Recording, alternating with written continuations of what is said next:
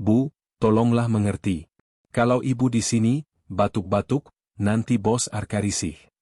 Kalimat itu meluncur tajam dari mulut menantu yang angkuh, sementara anak yang dibesarkan dengan penuh pengorbanan hanya diam menunduk, malu mengakui ibunya sendiri. Malam itu, Marni diusir dari pintu apartemen mewah anaknya, membawa koper tua dan hati yang hancur lebur. Namun, Arka dan istrinya melakukan kesalahan fatal.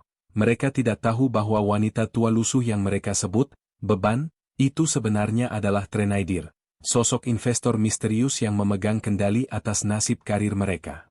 Ini bukan sekadar drama anak durhaka biasa, ini adalah kisah tentang eksperimen kasih sayang yang berubah menjadi mimpi buruk, kebohongan publik yang terbongkar, dan bagaimana satu tanda tangan di atas kertas gugatan bisa membalikkan nasib seseorang dari puncak kesombongan menuju kehancuran total dalam sekejap mata.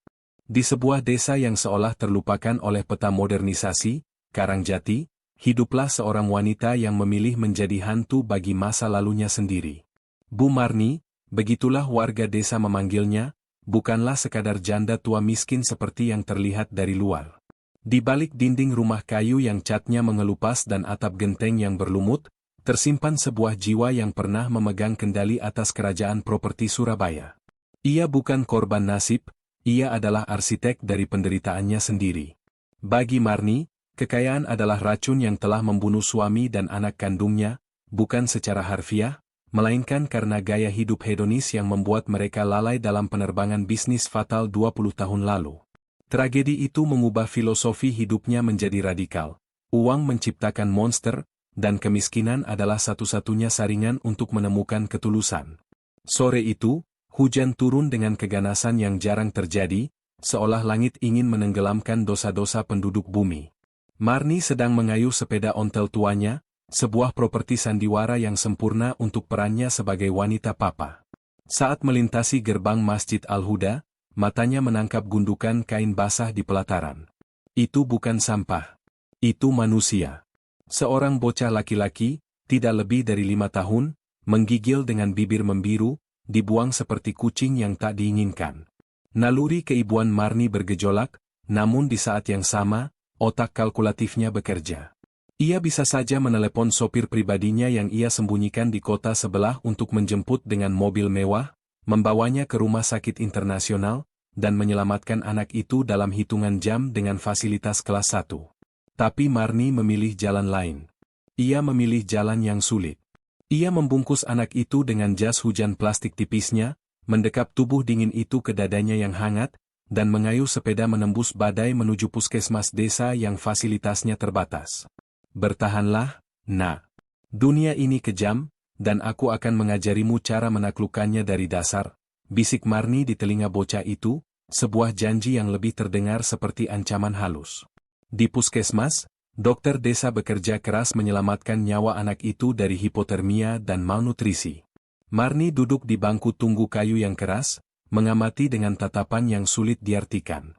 Ia tidak berdoa agar anak itu menjadi kaya, ia berdoa agar anak itu selamat untuk menjadi subjek eksperimen terbesarnya. Ketika anak itu sadar, tidak ada tangisan. Matanya yang bulat menatap Marni dengan ketergantungan mutlak. Hari itu, Marni memberinya nama Arka Pratama.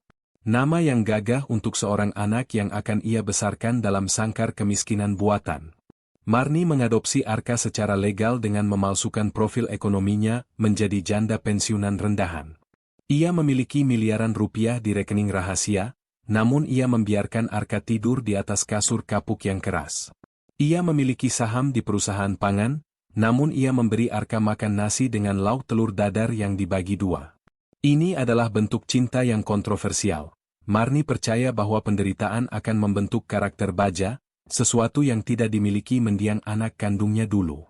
Ia ingin menciptakan manusia sempurna yang menghargai setiap butir nasi, tanpa menyadari bahwa ia sedang menanam benih rasa rendah diri yang kelak akan menjadi bumerang mematikan. Hari-hari berlalu menjadi tahun. Arka tumbuh melihat ibunya sebagai wanita suci yang berkorban darah dan keringat demi dirinya. Ia melihat Marni menjahit hingga larut malam di bawah lampu minyak, padahal Marni bisa saja membeli pabrik garmen itu. Arka kecil sering bertanya, "Bu, kenapa kita miskin?" Dan Marni akan menjawab dengan senyum penuh teka-teki, kekayaan kita ada di hati, nak. Uang hanya ujian. Jawaban itu terdengar bijak bagi telinga anak kecil, namun bagi seorang remaja yang mulai mengenal dunia, itu adalah mantra yang menyakitkan. Suatu malam, saat Arka demam tinggi, Marni duduk di sampingnya, mengompres dahinya dengan kain basah. Di laci meja riasnya yang terkunci rapat, buku tabungan dengan saldo 12 digit tergeletak diam. Marni menatap anaknya yang menggigil dan berbisik dalam hati, "Aku bisa memindahkanmu ke kamar VIP sekarang juga. Tapi tidak. Kamu harus kuat. Kamu harus tahu rasanya sakit tanpa obat mahal. Hanya dengan begitu kamu tidak akan menjadi manusia lemah." Keputusan Marni malam itu adalah perjudian moral yang luar biasa. Ia mempertaruhkan kenyamanan fisik anaknya demi sebuah idealisme yang ia yakini benar. Arka selamat, namun di dalam hatinya mulai tumbuh akar kepahitan terhadap kemiskinan yang membelenggu mereka, tanpa tahu bahwa kunci belenggu itu ada di saku ibunya sendiri. Tumbuh besar di bawah asuhan Bu Marni adalah sebuah paradoks. Di satu sisi, Arka merasakan limpahan kasih sayang yang tulus, di sisi lain, ia merasa tercekik oleh beban, pengorbanan, ibunya. Setiap suap nasi yang ia makan terasa seperti hutang budi yang harus dibayar. Marni, dengan segala skenario kemiskinannya, secara tidak sadar telah membebankan ekspektasi emosional yang berat di pundak Arka. Arka tumbuh menjadi pemuda yang cerdas, sopan, namun memiliki lubang besar di jiwanya, rasa insecure yang parah dan kebutuhan mendesak untuk validasi sosial. Ia lelah menjadi orang miskin. Ia lelah melihat ibunya menderita demi dirinya. Saat memasuki masa kuliah di Surabaya, Arka bertekad untuk mengubah nasib. Ia belajar gila-gilaan, bekerja paruh waktu, dan menolak setiap ajakan bersenang-senang dari teman-temannya. Ia ingin sukses bukan hanya untuk membahagiakan ibunya, tapi juga untuk menebus dirinya dari rasa bersalah karena telah menjadi beban. Marni, dari kejauhan, mengamati perkembangan ini dengan bangga. Ia merasa metodenya berhasil. Anaknya tangguh, pekerja keras, dan tidak manja. Namun, Marni luput melihat satu hal, Arka tidak mencintai proses perjuangan itu, Arka membencinya. Arka mendendam pada kemiskinan. Di tahun terakhir kuliah, pertahanan Arka runtuh saat ia bertemu Nadia Putri. Nadia adalah antitesis dari segala yang diajarkan Marni. Gadis itu berkilau, ambisius, realistis, dan tidak malu menginginkan kemewahan. Bagi Arka, Nadia adalah tiket keluar dari dunia kelabu ibunya. Nadia tidak memuja penderitaan, ia memuja kesuksesan. Hubungan mereka berkembang pesat, didorong oleh keinginan Arka untuk merasa setara dengan orang-orang kota. Arka mulai menyembunyikan asal-usulnya, atau setidaknya, memoles narasi tentang ibunya agar tidak terdengar terlalu menyedihkan di depan Nadia. "Ibuku orang kampung biasa, tapi dia punya prinsip," kata Arka suatu hari pada Nadia. Nadia hanya tersenyum tipis, matanya memindai sepatu Arka yang solnya sudah mulai lepas. "Prinsip tidak bisa membayar cicilan rumah, Arka. Kita harus realistis. Kamu pintar, kamu punya masa depan. Jangan biarkan masa lalu menahanmu." Kalimat itu merasuki pikiran Arka seperti racun yang manis. Ketika Arka memutuskan untuk melamar Nadia, ia membawa gadis itu ke desa untuk meminta restu. Pertemuan itu adalah bencana sunyi. Marni, dengan nalurinya yang tajam, segera mencium aroma ketidaktulusan dari Nadia. Gadis itu menatap rumah kayu Marni dengan sorot mata yang seolah sedang menaksir harga tanah, bukan menghormati tuan rumah. Marni menyajikan teh melati terbaiknya dan pisang goreng, namun Nadia hanya menyentuhnya dengan ujung jari, seolah takut tertular kemiskinan. "Jadi, Nak Nadia bekerja di mana?" tanya Marni lembut, matanya menyelidik. "Perusahaan multinasional, Bu. Kami menangani aset besar. Saya dan Arka punya visi yang sama. Kami tidak mau hidup stagnan," jawab Nadia, menekankan kata terakhir dengan lirikan sekilas ke dinding kayu yang lapuk. Arka tampak gelisah, terjepit di antara dua wanita yang mewakili dua kutub hidupnya. "Ibu, Nadia orang yang visioner. Dia yang memotivasiku untuk mengejar karir di kota." Marni tersenyum, senyum yang tidak mencapai matanya. "Bagus. Asal jangan lupa, Nak. Burung yang terbang tinggi pun butuh dahan untuk pulang.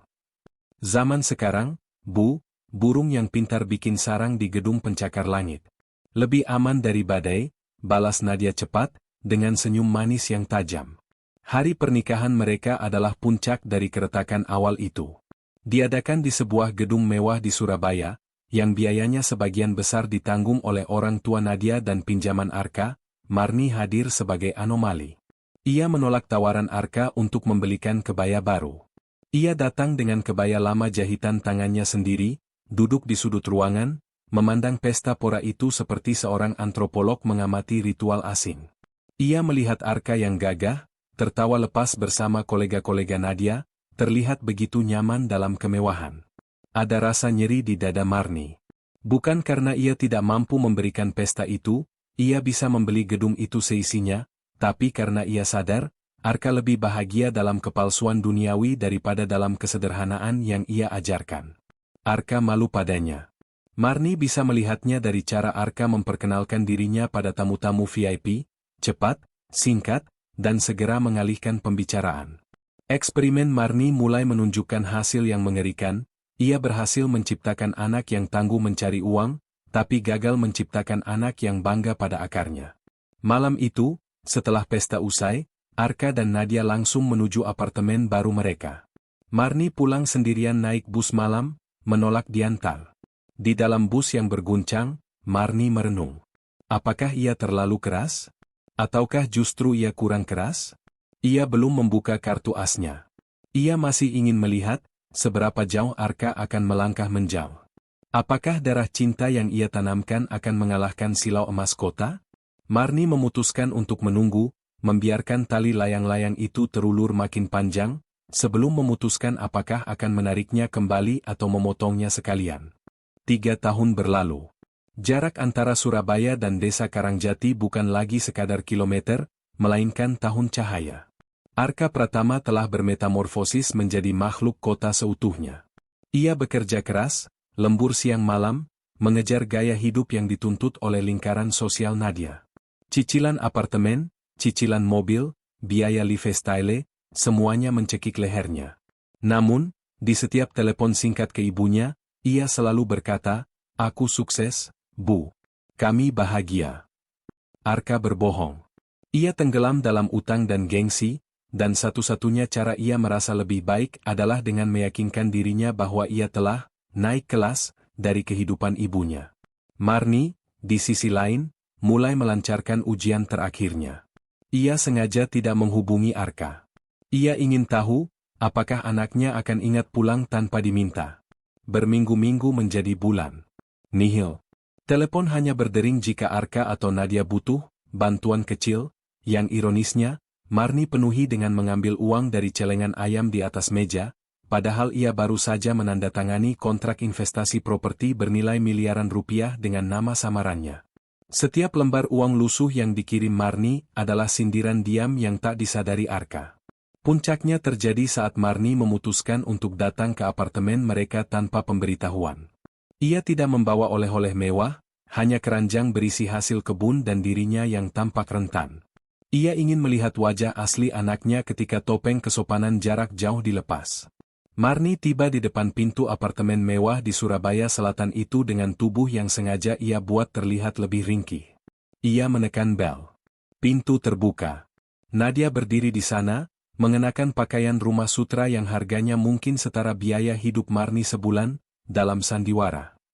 Wajah Nadia berubah masam seketika, seolah melihat kurir paket nyasar yang membawa bau sampah. "Ibu? Kok nggak bilang-bilang?" Nadia tidak mempersilakan masuk. Tubuhnya memblokir pintu. "Ibu rindu, Nak. Di desa sepi. Ibu juga lagi nggak enak badan, mau numpang istirahat sebentar," kata Marni, suaranya parau. Arka muncul di belakang Nadia. Wajahnya pucat pasi melihat ibunya berdiri dengan pakaian lusuh di koridor apartemen elit itu. Ada ketakutan di matanya, takut tetangga melihat, takut citranya runtuh.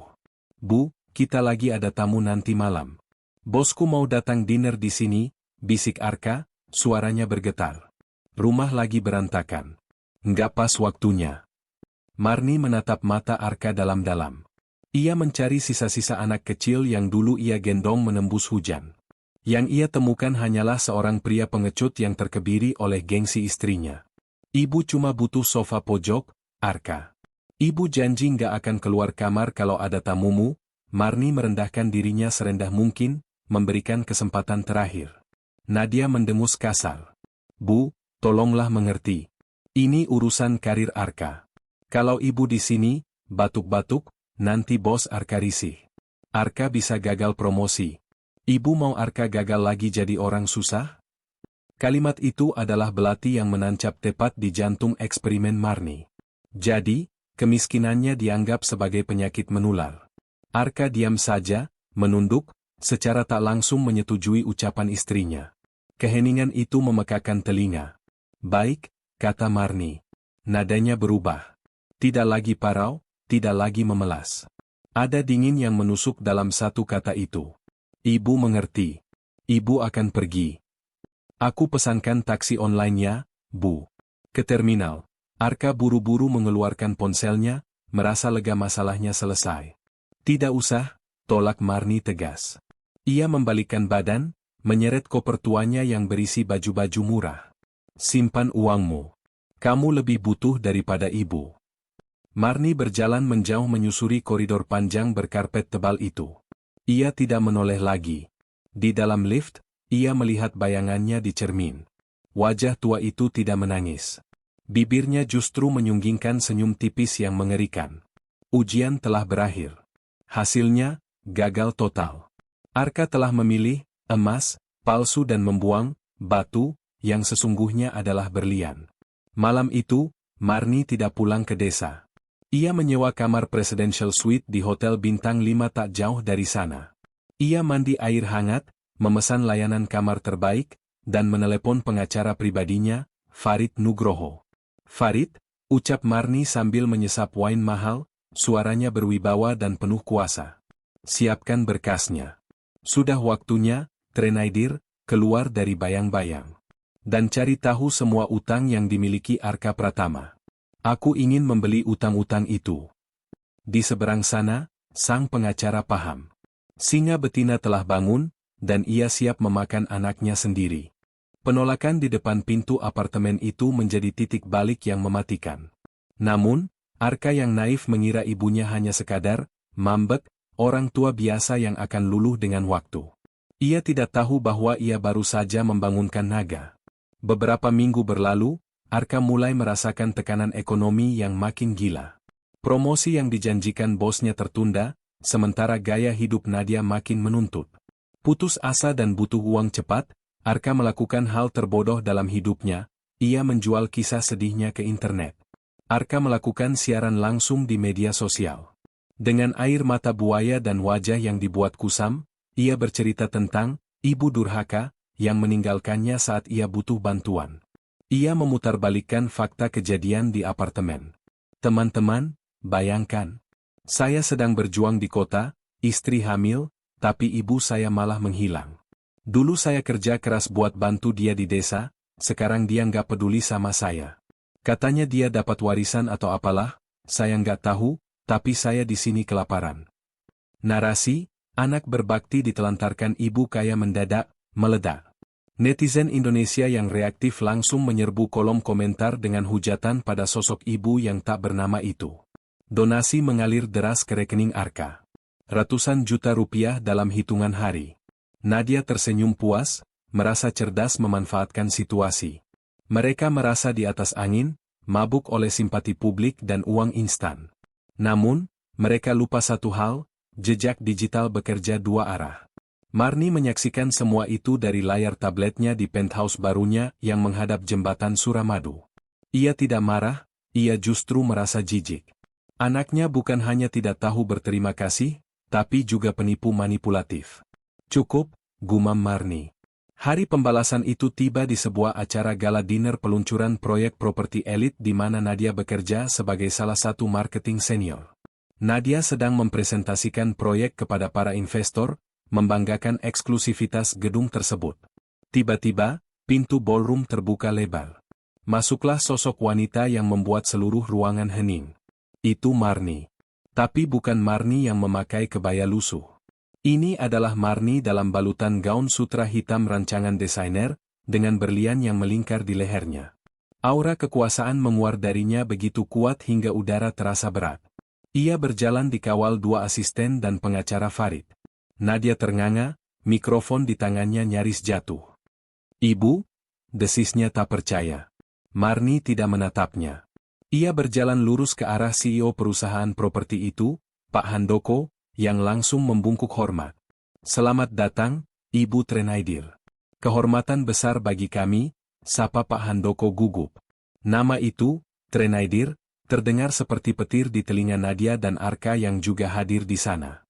Trenaidir adalah nama investor misterius yang selama ini memegang saham mayoritas di banyak proyek besar Surabaya, termasuk tempat Nadia bekerja. Marni mengambil alih mikrofon. Ia berdiri di podium, menatap ribuan mata, lalu matanya terkunci pada Arka yang berdiri gemetar di sudut. "Saya berdiri di sini bukan hanya sebagai investor," suara Marni menggema, tenang namun tajam. "Saya di sini untuk meluruskan sebuah dongeng yang sedang viral." Layar besar di belakang panggung tiba-tiba berubah tampilan.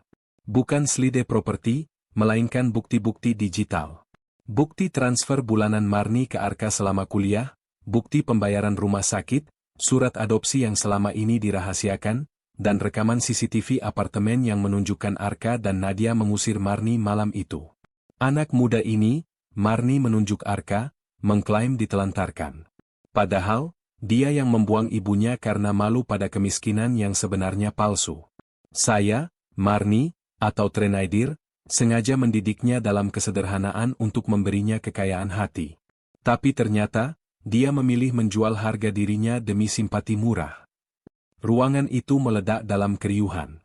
Kamera-kamera wartawan menyala, blitz berkilatan menghajar wajah Arka dan Nadia yang pucat pasi. Arka merasa lantai di bawahnya runtuh. Kebohongannya telanjang di depan dunia. Ia mencoba maju, "Bu, Ibu, dengar dulu." Marni menatapnya dingin. "Jangan panggil aku ibu. Ibumu adalah wanita miskin yang kau usir. Wanita yang berdiri di sini adalah Trenaidir, dan kau hanyalah orang asing yang punya hutang padanya."